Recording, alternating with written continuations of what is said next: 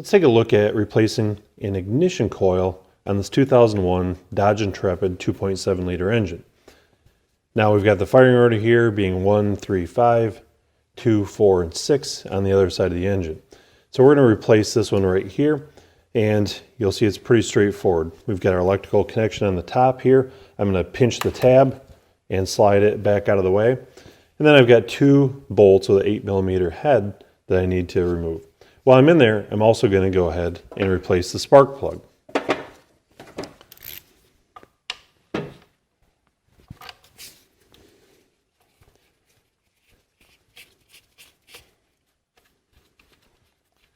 Now the ignition coils on this vehicle are quite accessible. We don't have to remove any intake manifolds or anything like that to get at any of them.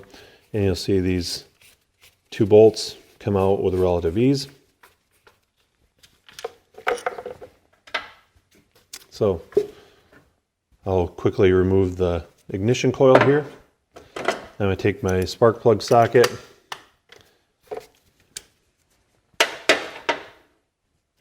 using an extension here as well, but I'm going to remove the spark plug.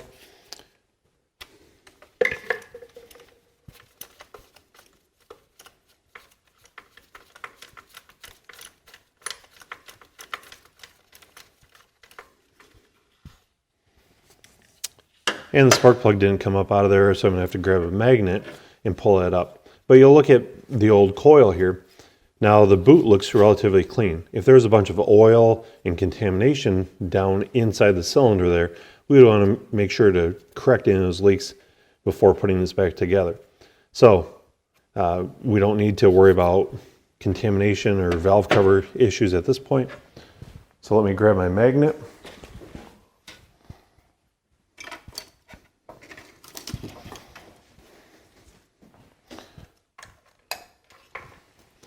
And I can pull the spark plug up out of there.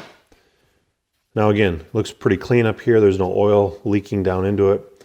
You can see the thing may have been burning a little bit of oil here, but with over 200,000 miles on the odometer, I'm not overly concerned with that. We'll set our new plug down in there.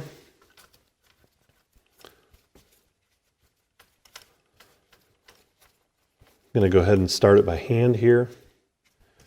Get it as far as I can by hand. Go ahead and snug it down with a ratchet. Take my new ignition coil, pop it into place.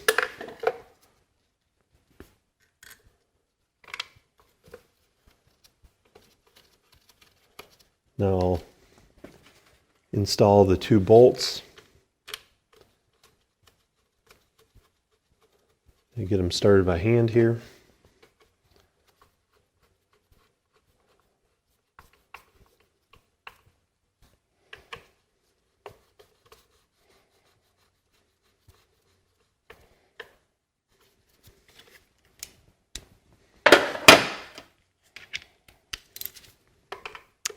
And finally I'll use a ratchet to snug them down, get the coil locked down into place.